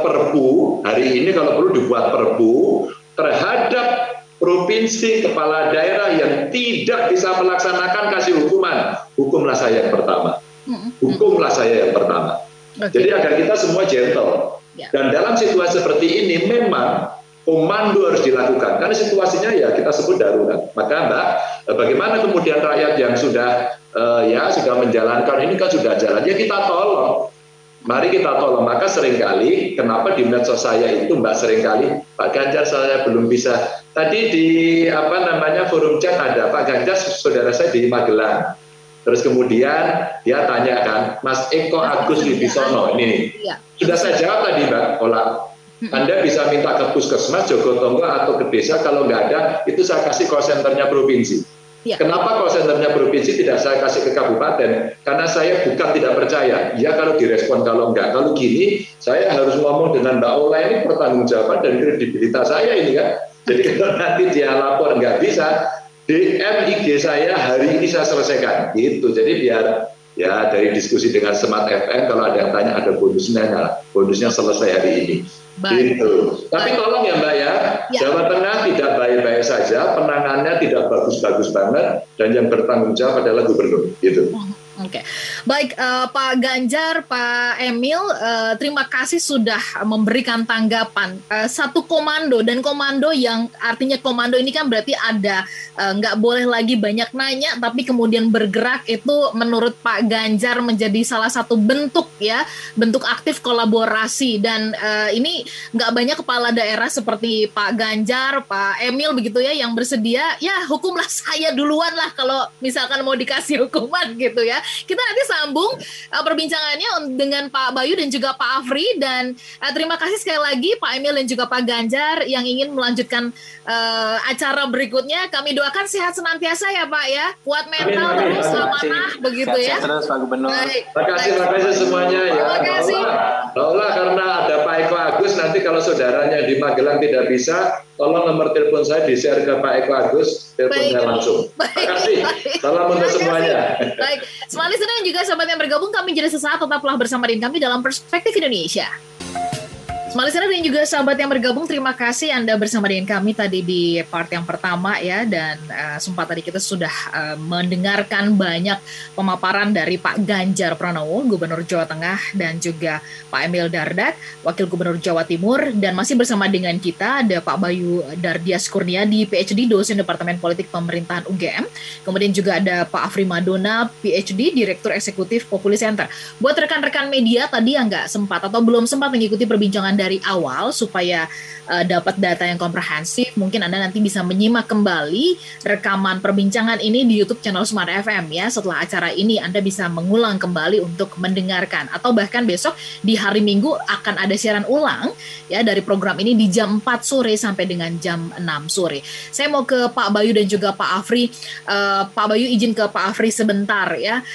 Kalau Bapak melihat tadi yang disampaikan oleh Pak Emil ya, ada isu karakter di sini katanya. Ini bukan cuma sekedar karakter dari masyarakat, tapi juga jajaran pemerintahan begitu. Nah, kalau menurut Pak Afri, ini lagi-lagi balik kepada yang tadi ya, mengenai otonomi daerah ini kan semestinya harusnya akan membuat pemerintah daerah tuh akan jauh lebih leluasa ya dalam mengelola daerahnya. Nah, apa yang terjadi kalau menurut Pak Afri ya dalam catatan Bapak dari hasil survei atau penelitian yang dilakukan barangkali oleh Populi Center melihat kondisi di lapangan ini? Apa karena ketidakaktifan pemerintah daerahnya begitu atau karena memang sanksi atau aturannya tidak terlalu tegas? Silakan Pak Afri. Ya baik, terima kasih Mbak Ola. Jadi memang persoalan di daerah ini memang di antara kerumitannya adalah bahwa sumber daya di daerah tidak sama ya antar daerah gitu. Sementara kondisi-kondisi juga tidak sama gitu ya. Ada beberapa daerah yang resourcesnya tidak kuat gitu ya, tetapi kemudian kasusnya sangat tinggi gitu ya, sehingga tidak bisa tertangani dengan baik gitu. Jadi hal-hal seperti ini yang membuat beberapa daerah barangkali kelabakan juga gitu. Juga yang kedua, memang persoalannya juga ada di komunikasi pemerintah ke publik juga gitu ya. Jadi banyak keluhan-keluhan yang muncul dari publik ya di satu sisi pemerintah mengeluarkan statement harus begini-begitu gitu ya, tapi di sisi lain tidak ada semacam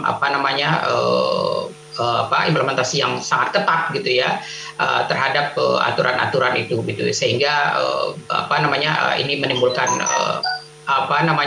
masyarakat tidak merasa terpaksa untuk melakukan itu gitu ya, tidak melakukan itu dengan maksimal gitu. Kemudian di sisi lain gitu ya, ketika krisis ini semakin parah gitu ya, baru kemudian semua elemen kelabakan gitu. Jadi krisis manajemen dari pemerintah memang dalam banyak hal itu sesuatu yang sangat penting untuk disorotin ya, sangat penting untuk disorot. Jadi memang komunikasi antara pemerintah pusat dan daerah seperti tadi ya, dari paparan Gubernur Ganjar dan Wakil Gubernur Emil tadi gitu ya, itu memang terlihat gitu ya bahwa di satu sisi pemerintah pusat mengatakan bahwa anggaran sudah diturunkan dan lain sebagainya gitu ya, tapi proses birokrasi dan lain sebagainya terkadang itu membuat persoalan Pak Afri? Halo, Pak Afri? Oke, baik. Saya ke Pak Bayu dulu. Pak Afri mungkin sedang mencoba untuk memastikan kembali sinyal bisa baik begitu ya. Pak Bayu, dalam politik Indonesia begitu kan, ini sebenarnya dengan otonomi harapannya kan pemerintah daerah itu lebih leluasa, tidak bertele-tele dalam birokrasi, tapi ini justru di lapangan kelihatannya katanya begitu ya, banyak masyarakat yang mengeluhkan ini birokrasi terlalu bertele-tele begitu, dan kemudian pemerintah daerahnya kok kayaknya santai-santai aja, nggak ada sense of urgency-nya gitu ya, emergency dalam situasi ini, sampai ada yang masih berani mengadakan pesta lah apa dan sebagainya. Nah, Pak Bayu melihat ini sebenarnya titiknya di mana sih sampai kemudian pemerintah daerah ini masih banyak yang belum bisa menerjemahkan apa yang diinginkan oleh pemerintah pusat? Ya, yang pertama memang ada problem tidak hanya di pemerintah daerah ya Mbak Ola, jadi ada problem di pemerintah pusat juga. Bagaimana kesinambungan kebijakan itu kan selalu menjadi sasaran kritik, saya kira. Jadi bagaimana pemerintah daerah melihat kebijakan di daerahnya itu kan juga melihat bagaimana pemerintah pusat itu mengeluarkan kebijakan. Dan seringkali dua ini tidak sinkron, dan itu menjadi persoalan. Itu yang pertama. Yang kedua, saya setuju dengan Mas Afri tadi, ada resource yang berbeda, dan yang paling penting sebenarnya ada pemahaman yang berbeda dari masing-masing kepala daerah dalam melihat krisis. Dalam melihat tadi tidak ada self of urgency ya, tidak ada rasa kedaruratan begitu.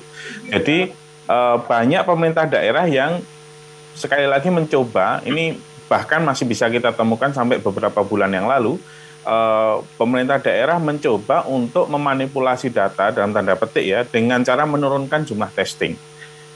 Jadi pernyataan-pernyataan yang sangat keras, yang sangat tegas sesuai dengan saintifik itu kan nggak banyak yang dilakukan. Salah satu yang melakukan itu Pak Anies ya, dari awal dia konsisten, pokoknya kita harus testing sebanyak-banyaknya. Tapi kan tidak semua kepala daerah demikian. Nah, kenapa bisa demikian ya? Karena saya kira mereka punya agenda mereka masing-masing. Satu itu, ada ancaman besar. Tadi saya kurang sepakat ya dengan Pak Ganjar terkait dengan intervensi pemerintah pusat. Karena ini ada literatur di awal-awal pandemi, saya kira Mas Afri juga menyimak. Ada literatur yang mengkhawatirkan ada kecenderungan demokrasi kita, demokrasi di negara-negara yang baru masuk ke tahap demokrasi ini terancam luar biasa ketika ada intervensi dari pemerintah pusat yang terlalu ketat. Jadi memang kita harus balance Mbak Ola antara bagaimana pemerintah pusat menegur daerah dan juga bagaimana masyarakat itu menegur pemimpinnya masing-masing gitu. Nah, kalau sayangnya selama ini saya kira ya kalau teguran pemerintah pusat yang bisa dilakukan itu dengan memainkan politik anggaran. Itu yang paling ditakuti oleh kepala daerah. Ya. Jadi kalau anggarannya dipotong, DHU-nya dipotong, DAK-nya dipotong, sudah takut itu. Mereka sampai lobby-lobby agar tahun depan bisa lebih banyak. Nah, instrumen ini belum dilakukan oleh pemerintah pusat gitu. Jadi ketika memainkan politik anggaran, melihat kinerja, jadi anggaran berbasis kepada bagaimana pemerintah daerah itu menanggulangi pandemi dan mempunyai rasa kedaruratan. Nah, itu saya kira akan menjadi senjata yang cukup ampuh untuk memastikan kepala daerah itu bisa bekerja sesuai dengan kondisi yang ada di lingkungannya masing-masing. Saya kira demikian. Oke, Pak Afri melanjutkan, mudah-mudahan sudah baik kembali sinyalnya ya. Oke, kita doakan sampai selesai nanti bersahabat sinyal kita ya. Pak Afri tadi sempat disebut oleh Pak Ganjar ya mengenai komando nih. Kalau dalam situasi kayak gini rasanya udah nggak bisa terlalu kayak yang disayang-sayang begitu ya. Ini harus ada ketegasan dan komando. Nah, kalau udah dengar kata-kata komando kan kita terkesannya adalah ini adalah berkaitan soal angkatan bersenjata dan sebagai sistem yang seperti itu. Nah, menurut Pak Afri apakah itu menjadi jawaban ya untuk kolaborasi penanganan COVID ini akan jadi lebih maksimal? Meskipun kita tahu bahwa kita menganut otonomi daerah. Nah, bagaimana tanggapannya Pak Afri? Iya, baik, terima kasih Mbak Ola. Jadi saya menyimak tadi sedikit ya paparan dari Mas Bayu, dan saya sepakat itu Mas Bayu bahwa memang di awal-awal pandemi dulu memang banyak literatur yang melihat ada semacam degradasi dalam demokrasi ya, dan bahkan rilis demokrasi indeks dari ekonomis juga menunjukkan penurunan itu secara global, secara umum gitu ya. Memang di masa-masa emergensi komando itu penting memang di satu sisi gitu ya dalam situasi krisis gitu. Tetapi saya sepakat dengan Mas Bayu tadi, tekanan dari bawah itu seharusnya yang membuat kepala daerah itu lebih tergerakkan gitu ya. Jadi bukan karena ketakutan dari atas gitu ya. Memang kalau kita menyoroti, memang pemerintah pusat bisa saja intervensi gitu ya. PP 12 2017 tentang sanksi bagi pemerintah daerah dan seterusnya gitu ya. Itu tentu saja bisa dilakukan gitu ya, seperti disinggung Mas Bayu tadi. Jadi mulai dari teguran lisan gitu ya, teguran tertulis gitu ya, sampai penahanan DAU dan lain sebagainya gitu, bahkan sampai pemberhentian gitu. Jadi tekanan-tekanan seperti itu yang seharusnya dan keseimbangan antara tekanan dari atas dan tekanan dari bawah itu seharusnya yang menggerakkan gitu. Tetapi apakah kemudian komando yang sentralistik dengan melibatkan dan seterusnya itu akan efektif atau tidak gitu ya, mungkin sangat tergantung pada situasi dan kondisi gitu ya. Kita tahu juga gitu ya, manipulasi mungkin ya di level bawah juga mungkin itu ada juga, dan dalam kondisi-kondisi seperti itu barangkali pengawasan yang lebih ketat itu juga kita perlukan ya. Seperti itu Mbak. Baik Pak Afri dan Pak Bayu, yang kentara sekali dari apa yang dikeluhkan oleh masyarakat ini kan ya, kalau kita baca berbagai catatan-catatan atau tanggapan masyarakat di sosial media, mereka data yang tidak benar di RT gitu ya, tidak benar di kecamatan, di lurah ya, mereka yang tidak dapat ditangani di tingkat-tingkat itu, ujung-ujungnya kan ini menyalahkan pemerintah pusat. Dalam hal ini Jokowi nggak becus nih begitu ya mengatur pemerintah daerahnya dan sebagainya. Jadi apapun kesalahannya, apapun masalahnya, yang salah adalah pemerintah pusat. Menurut Bapak, apakah kemudian karena artinya sekarang ini yang banyak bersuara itu adalah dari pemerintah pusat, tampaknya pemerintah daerah sedang mencoba menjadikan ini tameng atau bersembunyi di balik ini. Nah, kalau menurut Bapak supaya dorongan dari bawah ini semakin mengemuka itu bagaimana? Karena kita juga nggak ingin dong ya dorongan dari bawah ini munculnya dalam bentuk demo dan sebagainya kan begitu. Silakan ke Pak Bayu dulu. Menarik sekali pertanyaannya, Mbak Ula. Memang situasi krisis itu bisa memunculkan dua tipe pemimpin. Ya. Yang pertama, ketika dia telaten, bagus menangani krisis, dia akan muncul sebagai pemenang. Ya. Dan yang kedua, ketika dia gagal melihat dan mengantisipasi krisis dan juga menanggulangi krisis, dia akan muncul sebagai pecundang. Ya. Nah, di level di tingkat kepala daerah itu ada dua jenis pemimpin ini. Ya. Ada pemimpin pemenang dan ada pemimpin pecundang. Untuk pemimpin pecundang, daripada dia kelihatan menjadi pecundang, ya dia mending diem aja. Okay. Kan gitu, daripada kelihatan jadi pecundang dan kemudian disalahkan ke pemerintah pusat. Memang sepertinya menjadi tidak fair ya ketika apa-apa kemudian porsinya diberikan ke pemerintah pusat, karena sebenarnya titik tekan dan sebenarnya yang melakukan operasionalisasi di lapangan itu ada di pemerintah daerah. Saya mau ambil contoh di Jogja saja misalnya. Kita punya solidaritas warga yang namanya Sonjo. Ini sudah setahun lebih dan ini sangat aktif membangun shelter-shelter. Ada dua kepala daerah di DIY yang menolak dibangun shelter, padahal angkanya sudah tinggi. Jadi betul-betul menolak, padahal mau difasilitasi. Jadi ada memang kepala daerah yang enggan untuk terjun langsung berada di garis depan penanggulangan COVID-19 karena ketika dia gagal, taruhannya adalah reputasi gitu. Jadi mendingan didiemin aja, nggak ngapa-ngapain gitu. Dan sampai sekarang memang mohon maaf, aturan kita itu sulit untuk menjerat mereka yang nggak mau bekerja. Pemimpin yang nggak mau bekerja itu paling susah dijerat gitu. Jadi begitu situasinya, Mbak Ola. Oke, nah kalau begitu catatan atau saran dari Pak Afri dan juga Pak Bayu gimana ini? Karena tadi juga ada kan yang bertanya dari pendengar kita ya, Satpol PP bisa galak sama pelaku UKM begitu kan ya, sama pedagang-pedagang kecil. Nah, apa pemerintah pusat nggak bisa galak nih, tegas gitu kan sama pemerintah daerahnya yang nggak bisa kerja? Nah, kalau dari Pak Afri dan Pak Bayu, bentuk ketegasan selain tadi Bapak mengatakan ada politik anggaran yang bisa dimainkan di sini gitu ya, apalagi sih celah yang kemudian bisa menjadi push gitu ya kepada pemerintah daerah agar yang kalau nggak bisa kerja pun akhirnya nanti bisa dapat sanksi begitu. Pak Afri mungkin punya catatan tentang hal ini, sarannya silakan. Halo Pak Afri, bisa dengar suara saya? Iya, sebenarnya secara baik terdengar suara saya, Mbak? Ya, terdengar. Bisa. Ya. Suara saya bisa? Ya, bisa Pak, silakan. Oke, baik, terima kasih Mbak Ola. Hukum itu gitu ya, PP 12 nomor 17 gitu ya, tahun 2017 gitu ya. Dan kemudian dan seperti disebut oleh Pak Bayu tadi ya, yang di dalamnya juga ada unsur politik anggarannya gitu ya, bahwa kemampuan pemerintah pusat untuk untuk menahan anggaran misalnya gitu ya, dan kemudian memberikan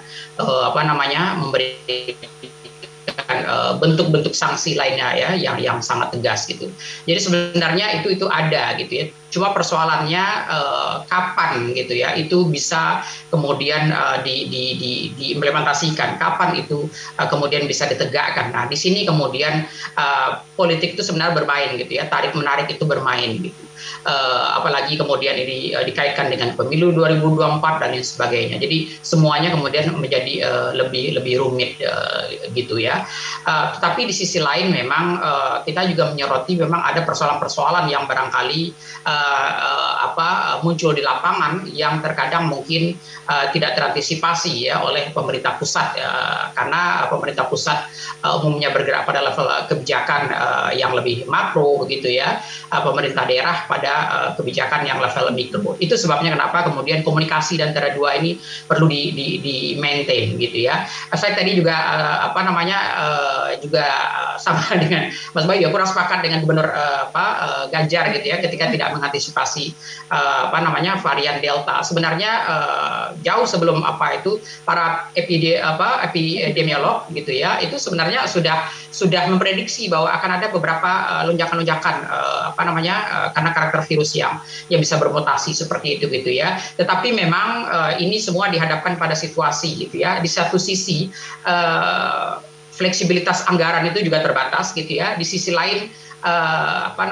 kalau kita mengantisipasi lonjakan gitu ya, berarti kan kita harus saving anggaran alokasi dan seterusnya. Tapi jika alokasi itu tidak dijustifikasi gitu ya oleh immediate concern gitu ya, itu tentu juga tidak bisa dipertanggungjawabkan pada pemerintah pusat gitu. Jadi trade off di antara di satu sisi ada kekakuan anggaran, di satu sisi ada ketidakpastian di masa yang akan datang gitu ya. Itu juga memang memperumit persoalan juga. Itu yang barangkali di satu sisi menjustifikasi juga kenapa barangkali Gubernur Ganjar tidak mengalokasikan itu gitu ya. Padahal epidemiolog sudah memperingatkan akan ada sekian gelombang gitu ya. Karena itu kemudian memang komunikasi antara pemerintah pusat dan daerah itu saya pikir sangat-sangat penting untuk itu gitu. Baik, Pak Bayu dan juga Pak Afri, kita sampai di penghujung ya. Tadi Anda berdua memberikan catatan yang sangat penting, itu adalah berkaitan dengan komunikasi. Kalau menurut Bapak, kalau begitu ya, apakah memang harus sering-sering tuh kayak kemarinnya diajakin review ya kepala daerah bersama dengan Presiden setiap mungkin seminggu sekali barangkali, atau mungkin lebih ketat lagi begitu? Yang seperti itukah menurut Bapak supaya komunikasi menjadi lebih terbuka lagi gitu? Dan kemudian apa saran Bapak juga nih ya, karena tadi beberapa kali mengatakan masyarakat ini dorongan dari bawah makin harus kencang untuk menggedor supaya pemerintah daerah ini bisa lebih aktif lagi. Nah, saran Anda berdua kepada masyarakat di seluruh Indonesia bagaimana? Kami mulai dulu dari Pak Bayu, nanti ditutup oleh Pak Afri. Silakan Pak Bayu. Ya, terima kasih Mbak Ola. Jadi terakhir ya, saya kira saya setuju persoalan birokrasi dari zaman kapan ini adalah persoalan koordinasi. Semakin jarang koordinasi, semakin banyak masalah. Dan ketika tidak berkoordinasi akan muncul persoalan komunikasi. Ini klasik sekali, persoalan klasik. Saya coba ambil buku klasik lah. Ada ada tulisannya Michael Lipsky yang bilang street level bureaucracy. Artinya kalau kita lihat kebijakan, itu kita tidak lihat apa yang ada di atas kertas, tapi kita lihat bagaimana implementasinya di lapangan. Nah, untuk sampai pada tahap itu kita harus memastikan ada alur koordinasi secara berkala terus-menerus dan ini situasinya darurat. Jadi, terobosan-terobosan itu saya kira harus dilakukan untuk memastikan bahwa betul-betul kebijakan yang ada di tingkat pusat diimplementasikan di daerah. Nah, kalau saya boleh saran ya ke masyarakat dan juga pemerintah, kalau seandainya kemarin-kemarin penanganan terkait dengan upaya preventif, kuratif, dan rehabilitatifnya masih bermasalah, ini kita punya peluang besar. Dalam sebulan, 2 bulan terakhir, sudah ada bukti yang menunjukkan bahwa ada proses yang bisa dilakukan secara masif terkait dengan vaksinasi. Dan itu adalah cara yang paling ideal untuk kita secepatnya menghentikan pandemi kan gitu. Dari 141 juta vaksin yang sudah ada di Indonesia, baru 70 juta yang disuntikkan. Jadi masih ada separuhnya yang belum disuntikkan. Nah ini kalau misalnya pemerintah daerah fokus di situ, masyarakat keras tuntutannya terhadap vaksinasi, itu saya kira akan bisa mempercepat selesainya pandemi ini. Di luar yang tadi koordinasi. Jadi ada dua itu. Yang pertama koordinasi yang terus-menerus, dan yang untuk memastikan kebijakan bisa dilakukan secara efektif di tingkat lokal, oleh street level bureaucracy. Dan yang kedua, upaya percepatan vaksinasi yang ini bisa sangat mudah dilakukan oleh kepala daerah dengan memanfaatkan sumber daya yang ada. Baik, catatan dari Pak Afri terakhir untuk menutup perbincangan kita terkait apa saran Bapak supaya kolaborasi menjadi lebih maksimal lagi antara pemerintah pusat dengan daerah, dan kemudian dari level masyarakat dorongannya seperti apa? Ya baik, terima kasih Mbak Ola. Jadi memang triangulasi data ya. Jadi data itu hal yang sangat penting barangkali gitu ya. Sudah terdengar suara saya, Mbak Ola? Sudah Pak, silakan. Oke. Ya, jadi data itu menjadi penting ya dalam penanganan krisis ini gitu ya, dan dalam alokasi anggaran dan lain sebagainya gitu ya. Data memang menjadi hal yang sangat sentral sekali gitu. Komunikasi ya sangat penting gitu ya, tapi triangulasi data itu perlu dilakukan secara lebih maksimal gitu ya. Jadi pengawasan dari rakyat gitu ya, di samping laporan resmi dan turun ke lapangan dan sebagainya itu juga sangat diperlukan ya untuk memverifikasi bahwa apa yang sudah dilakukan oleh pemerintah daerah itu sudah sesuai dengan ekspektasi dan permintaan dari pemerintah pusat gitu ya. Di satu sisi memang dalam penanganan krisis ini memang kreativitas dari kepala daerah memang juga sangat diperlukan gitu ya, dan dengan fleksibilitas ya dan keleluasaan otonomi yang diberikan gitu ya, seharusnya mereka bisa melakukan itu gitu ya. Kalau kita lihat misalnya di Bandung, misalnya Ridwan Kamil cukup kreatif gitu ya, membangun jejaring dengan pihak-pihak luar ya, dari luar gitu ya, untuk mengatasi persoalan di provinsi Jawa Barat gitu ya. Nah, hal-hal seperti ini kemudian perlu direplikasi oleh berbagai pemerintah daerah barangkali gitu ya, untuk membuat pandemi ini bisa teratasi di wilayah mereka masing-masing. Ya, barangkali itu. Baik. Pak Afri dan juga Pak Bayu, perbincangan ini rasanya masih ingin saya lanjutkan ya, dan karena juga banyak pernyataan atau juga tanggapan dari WhatsApp gitu yang masuk, namun kita harus tutup perbincangan kita. Nah, ada satu WhatsApp yang mungkin nanti ini bisa ditutup oleh Pak Bayu ya, jawabannya begitu. Ada dari Pak Amir yang bergabung bersama dengan kita, Pak Amir di Sulawesi, yang berkomentar dan kemudian meminta tanggapannya. Kalau menurut Pak Bayu ya, sebaiknya apakah yang sekarang ini dilakukan oleh Presiden Jokowi ya dengan membagikan sembako dan sebagainya, ini juga harus diikuti ya oleh pemerintah daerah setempat. Apakah mesti polanya seperti itu? Silakan Pak Bayu terakhir. Saya kira untuk yang kalau khusus untuk bantuan itu semuanya dikoordinasi oleh pemerintah pusat ya. Memang ada bantuan yang sifatnya dikoordinasi oleh pemerintah daerah, ada sifat yang bantuan pemerintah pusat. Jadi sebenarnya kalau khusus bantuan yang bisa dilakukan pemerintah daerah itu adalah mensupport apa yang sudah dilakukan pemerintah pusat. Jadi nggak perlu saya kira bikin sesuatu yang baru, cukup mensupport, menyajikan data yang benar agar tepat sasaran, distribusinya benar, sudah beres. Dan itu banyak juga yang belum melakukan, bahkan untuk sesuatu yang sederhana itu gitu. Ya. Oke, baik. Pak Bayu dan juga Pak Afri, terima kasih untuk pagi hari ini. Doa kami Bapak sehat-sehat, begitu juga dengan narasumber kita tadi Pak Ganjar dan juga Pak Emil ya, senantiasa diberikan perlindungan dari Tuhan Yang Maha Kuasa, supaya bisa terus membantu mengiringi perjalanan bangsa ini, menginspirasi masyarakat luas. Sekali lagi buat semua listener, perbincangan ini berkaitan dengan kolaborasi penanganan COVID-19 yang menghadirkan Pak Ganjar Pranowo, Gubernur Jawa Tengah, dan kemudian Pak Emil Dardak, Wakil Gubernur Jawa Timur, Pak Bayu Dardias Kurniadi, PhD dosen Departemen Politik Pemerintahan UGM, dan Pak Afri Madona, PhD Direktur Eksekutif Populus Center. Kami akan segera akhiri, dan siaran ulangnya sekali lagi ada di hari Minggu jam 4 sore. Dan buat rekan-rekan media yang tentu saja membutuhkan data-data ya, apa yang tadi disampaikan oleh para narasumber, Anda bisa simak kembali di YouTube channel Smart FM. Rekamannya sudah tersedia di sana. Kami pamit, minggu depan kita akan jumpa kembali, dan saya Ola Nurlija dan kemudian seluruh narasumber mengucapkan terima kasih atas perhatian Anda. Sehat-sehat untuk Anda, jaga prokes, dan mari kita dukung ya upaya yang dilakukan oleh pemerintah pusat, pemerintah daerah, sampai bahkan pemerintahan yang terkecil, RT, RW di daerah kita. Kami pamit, mengucapkan terima kasih untuk Anda semuanya. Selamat pagi dan selamat melanjutkan aktivitas Anda. Sampai jumpa.